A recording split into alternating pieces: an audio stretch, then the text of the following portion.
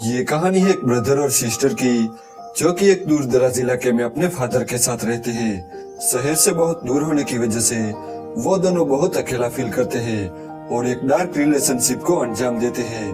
Hello दोस्तों, आज हम जिस मूवी को एक्सप्लेन करने वाले हैं उस मूवी का नाम है ब्यूटीफुल कैट, जो 2009 में रिलीज हुई थी। मूवी स्टार्ट होती है और हम नेड को देखते हैं। उसके साथ उसकी वाइफ टोनी भी थी। नेड एक राइटर था और वो अपने फार्म हाउस पर जा रहा है क्योंकि उसके डैड बहुत बीमार है। घर पहुंचकर वो सेली से मिलता है, जो कि नेड की छोटी सिस्टर थी।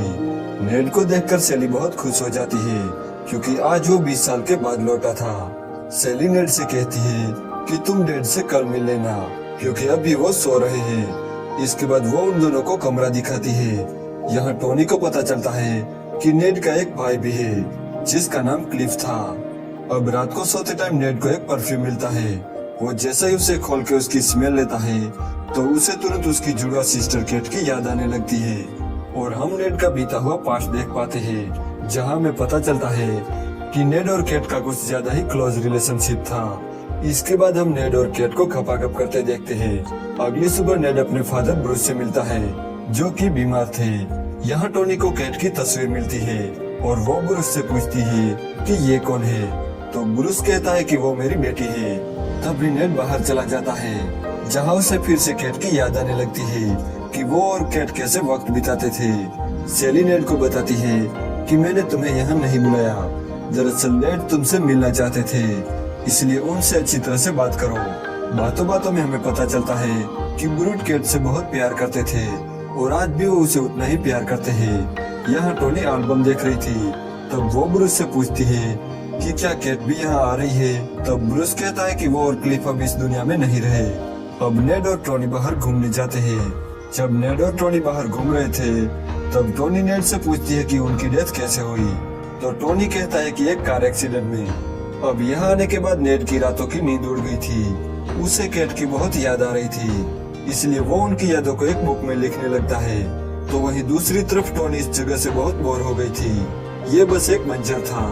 तो नेड उसे खुश करने के लिए एक झूले में बिठाता है। तब उसे कैट की याद आने लगती है और अनजाने में वो उसे नीचे गिरा देता है, जिस वजह से टोनी और भी गुस्सा हो जाती है। अब इसके बाद टोनी बहुत ही अकेला फील करने लगती है क्योंकि नेड अपना ज्यादातर टाइम बुक लिखने में ही बिताता था। तब एक बार वो उसे मनाने के लिए और उसे खुश करने के लिए अपने कपड़े उतार कर उसके साथ खपाखप करने लगता है, पर टोनी पहले से ही नेड पर गुस्सा थी, इसलिए वो चिल्लाने लगती है, जिस वजह से नेड उस पर गुस्सा हो जाता है। और ब्रूस की हालत दिन ब दिन खराब होती जा रही थी, जिस वजह से वो ठीक से चल भी नहीं पा रहे थे। तो टोनी अब उनका ख्याल रखने लगी थी। एक दिन जब नेड बाथरूम में फ्रेश होने जाता है तब उसे याद आता है कि कैसे वो एक बार बाथरूम में चला गया था जब कैट बिना कपड़ों के फ्रेश हो रही थी। तब कैट उस पर गुस्सा हो गई थी। जब वो बाहर आती है तब वो नेड से कहती है कि वो यहाँ बहुत अकेला फील करती है। ये कहकर वो रोने लगती है तो नेड उसे सहारा देता है, लेकिन गलती से नेड का बोन मेरो कैट के हाथ पर गिर जाता है, जिस वजह से कैट गुस्सा होकर वहाँ से चली जाती है। एक दिन नेड देखता है कि टोनी उसकी बुक पढ़ रही है। अब उसे पहले कि वो कुछ कर पाता, टोनी को पता चल जाता है कि नेड और कैट के बीच गपागप वाले रिलेशनशिप थे। अब इस वजह से उन दोनों के बीच बहस हो जाती है, जिससे नेड टोनी को एक थप्पड़ मारता है। तो टोनी और भी गुस्सा हो जाती है और कार लेकर वहाँ से भाग जाती है। नेड उसे रोकने के लिए उसका पीछा करता है, पर वो नहीं रुकती।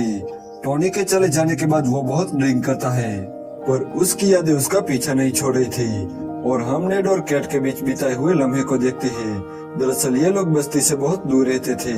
जब ये बड़े हुए तब वो बहुत अकेला फील करने लगे, जिस वजह से कैट और नेड एक दूसरे को टच करने लगे, पर उन्होंने कभी भी गपागप नहीं किया था। एक बार नेड को याद आता है कि जब एक रात उसने बहुत ड्रिंक की थी तब उसके सर पे चोट लगी थी। तो वो पास के तालाब में स्विमिंग करने जाता है। तभी उसके पीछे कैट भी आती है और वो भी नेड के साथ स्विमिंग करने लग जाती है। तब नेड कैट से उस दिन के लिए माफी मांगता है। तब कैट कहती है कि कोई बात नहीं, मैंने आज तक किसी लड़के को किस तक नहीं किया और उस दिन जो हुआ मुझे काफी अच्छा लगा। अब इसके बाद कैट नेड को सेड्यूस करने लगती है। वो उसे किस करती है और तालाब के बाहर जाके वो दोनों खपाखप करते हैं। पर खपाखप करने के बाद नेड को काफी गिल्टी फील होता है, पर कैट इस बात पर बेफिक्र रहती है। नेड से जो हुआ वो सब नशे में हुआ था। अगर वो होश में होता तो वो ऐसा कभी भी नहीं करता। अब अगले दिन केट नेड को अपने साथ चलने को कहती है। नेड उसके साथ जाना तो नहीं चाहता था, पर फिर भी वो जाता है। वहाँ जाके केट नेड से कहती है कि आज रात हम फिर से स्विमिंग करने जाएंगे। नेड के मना करने के बाद भी वो जिद कर रही थी। इस वजह से दोनों में झगड़ा हो जाता है और नेड इस बार साफ मना कर देता है। इसके बाद नेड अपनी बहन सेली के साथ खेल रहा था, तभी वहाँ केट आती है और वो नेड से कहती है कि तुम्हें क्लिफ बुला रहा है। इस बात से नेड एकदम से डर जाता है। उसे डर था कि कहीं केट ने उन दोनों के बीच जो हुआ वो क्लिफ को बता न दिया हो। वो केट से पूछता है कि तुमने क्लिफ को हमारे बारे में क्या बताया, और केट उस सवाल का कोई भी जवाब नहीं देती। तो नेड क्लिफ के पास जाता है।